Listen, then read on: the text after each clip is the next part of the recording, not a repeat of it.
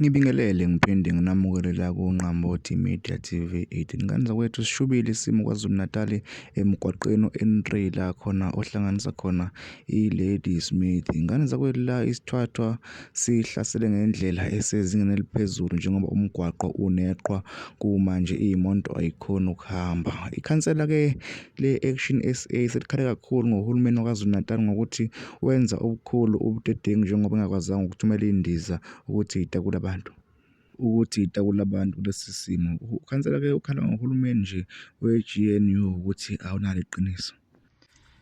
Yabona into eyenzeka manje ku-N3 yenza kucace ukuthi shuthi lo hulumeni we-GNU phela unendaba nomnotho ne-constitution. Kodwa kumangalayo ke ukuthi umnotho uyaphazamiseka kodwa impilo zabantu nazo futhi ziyathinteka.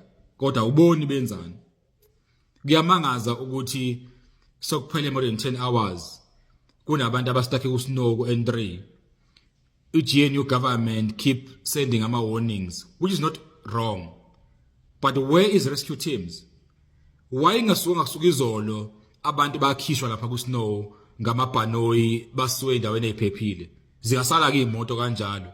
But why abantu behlala emotweni ekubeni ubone ukuthi isnow siyaqhubeka? People will die. It's a disaster. What kind of a disaster ebingavikeleka kuyagwemeka? So lo hulumeni lona unendaba nobani kanti? Umnganendaba nabantu kumele ubaseve.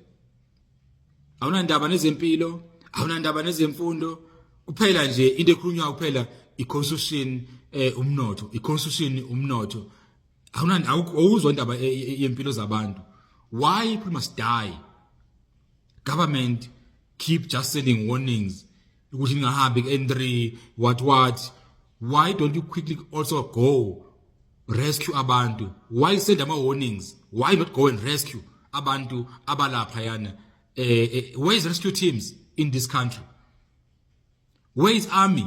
Ngoba phela yasebenza makuthiwa kunezimo ezifunakalayo. Where is our resources of the states? Ayikho lento le. Lungile kodwa bayi-GNU kuzothiwa siyaxeka. Angipheni abelunga kumele sikhulume sithule ngoba kusho ku right. Hayi sithuleni.